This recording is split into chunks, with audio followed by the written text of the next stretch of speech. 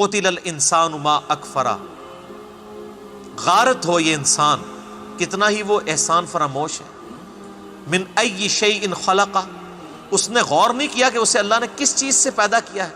من نطفۃ خلقہ، ایک نطفہ منی کا، خلقہ فقدرہ، اس سے پیدا کیا اور اس کے لیے ایک اندازہ مقرر کر دیا.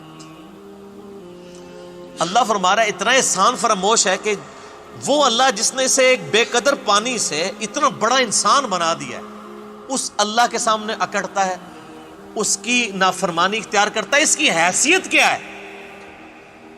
ایک بے قدر پانی جس کا ذکر کرتے ہوئے بھی لوگ کراہت کے ساتھ ذکر کرتے ہیں، عموماً اپنی گفتگو میں اس پانی کا ذکر کرنا گوارا نہیں کرتے. یہ ہے اس کی ابتدا. ثم السبیل یسرا، پھر اس کے لیے راستہ آسان کر دیا. ایک معنی اس کا یہ ہے کہ اللہ تعالیٰ انسان کو کس طریقے سے پیدائش کے اس مرحلے سے گزارتا ہے اور ایک راستہ آسان کر کے وہ دنیا میں آ جاتا ہے، اور ایک یہ ہے کہ زندگی میں اسباب اسے مہیا کرتا ہے کہ وہ یہاں پہ زندگی گزارے. ثم اماتہ واقبرہ، پھر اسے موت مل جاتی ہے اور وہ قبر میں پہنچا دیا جاتا ہے. عموماً قبر میں پہنچایا جاتا ہے، بعض اوقات قبر میں نہیں بھی پہنچایا جاتا تو وہ جہاں پر ہوتا ہے وہی اس کی قبر ہوتی ہے. اگر کوئی سمندر میں غرق ہو گیا، سمندر ہی اس کی قبر ہے. کوئی شیر کے پیٹ میں چلا گیا، وہ شیر کا پیٹ اس کی قبر ہے. کوئی ہواؤں میں بکھر گیا ایئر کریش میں، اس کے لیے قبر وہ ہے. ثم اذا شاء انشرا، پھر جب وہ چاہے گا اسے دوبارہ زندہ کر. اللہ سے بھاگ کے نہیں کوئی کہیں جا سکتا. اب تو کہتے ہیں کہ مر جائیں گے، مر کے بھی نہ چین پایا تو کدھر جائیں گے. مر کے بھی چین نہیں. دیکھیں نا، آپ لوگ خودکشی کر لیتے ہیں، وہ جو خودکشی جس نے کر لی وہ تو مارا گیا.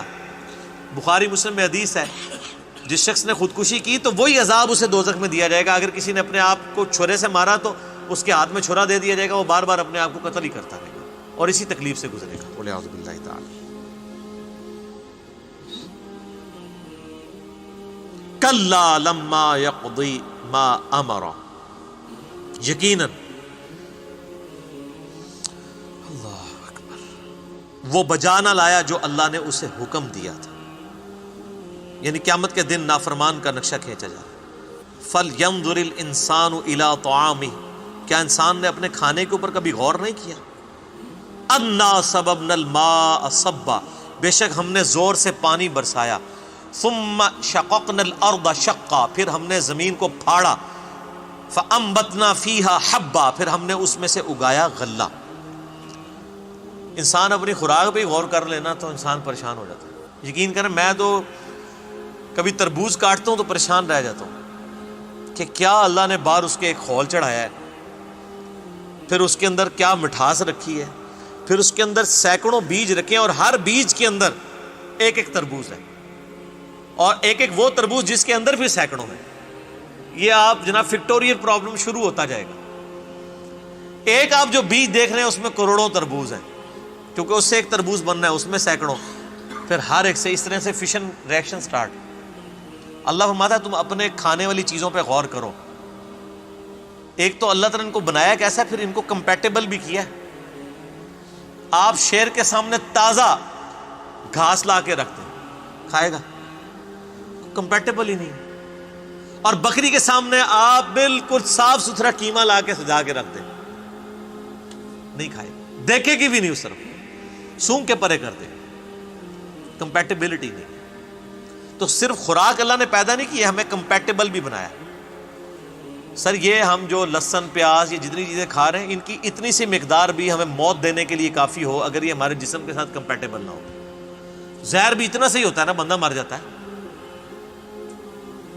تو یہ ہمارے جسم کے ساتھ کمپیٹیبل ہے،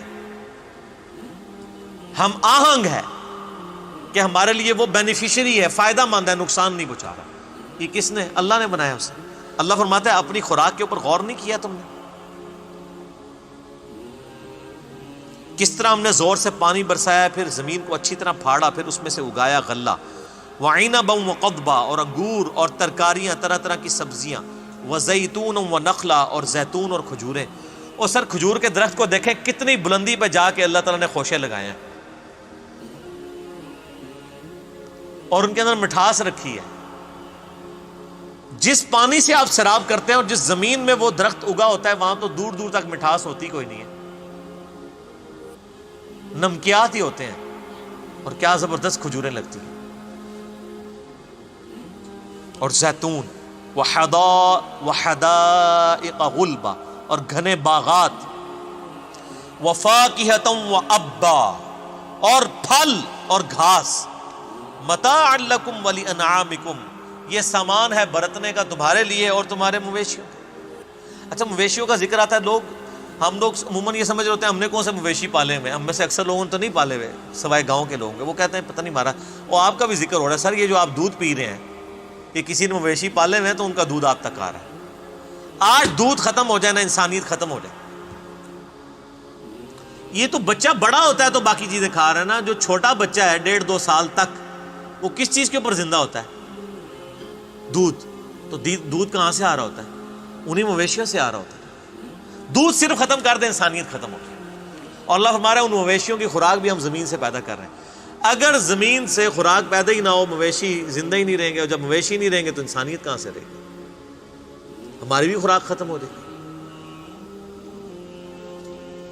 سر یہ جتنی باتیں اللہ تعالیٰ گنوا رہا ہے نا، اس کے بعد اگر کسی کو یہ وہم بھی آ جائے گا کہ بزرگ بھی کو کچھ کر سکتا ہے تو اپنے دماغ کا علاج کروائے.